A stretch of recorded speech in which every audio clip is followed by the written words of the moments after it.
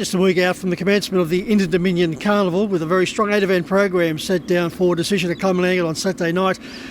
Numbers are down in a few of the races, but no doubt some of the trainers keeping their powder dry for the upcoming carnival. Hopefully we can kick off on a bright note with the Kevin Bizzuto trained Vincent Van Gogh, fitted for 2 runs back from a spell, sent down to Bendigo to contest a heat of the Breeders' Crown. Finished a very creditable 9th, was beaten 7 metres, but had no luck in the process behind Rock and Roll Do, with gate 1 next to his name. I think Vincent Van Gogh, in what looks to be a very open affair, can get away with the opening event on the card. Sticking with his stablemate Lurum Lake in race 4, Lurum Lake has been gradually regaining his confidence of late. His past 2 runs, a second behind Bright Energy, a 4th behind Ignatius last week, have both been solid, whereas Komorowski, his driver, feels that the horse is now regaining his confidence, and with that extra fitness, Lurum Lake should be very hard to beat in this particular event, despite the fact he has drawn the outside gate in a field of 9.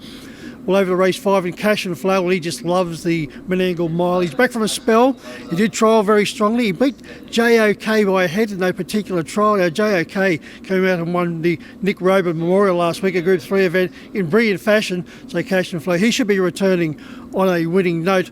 Well, over to race 6, the Stunning Nun. She's had 9 starts here at Club Menangle, 7 wins and a second. She returned from a 3rd behind Fame Assured at Albion Park last week. Prior to that, she scored here at Club Menangle. I think the Stunning Nun will recapture her winning form now that she returns to her favoured circuit.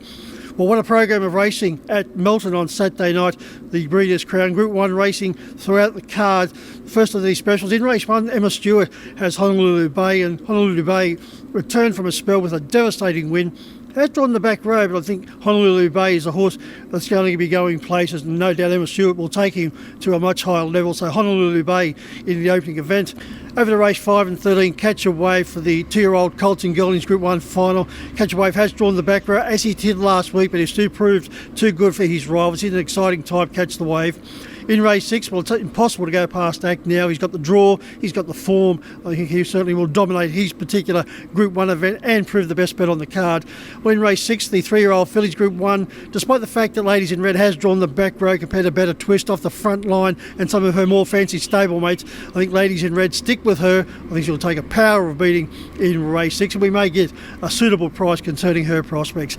So wonderful card of racing at Club Menangle on Saturday night, highlighted by the running of the free-for-all with Cash and Flow returning, and of course that big 10-event program at Melton on Saturday night. Just wonderful racing from the time they start until the time they finish. Group 1 action aplenty.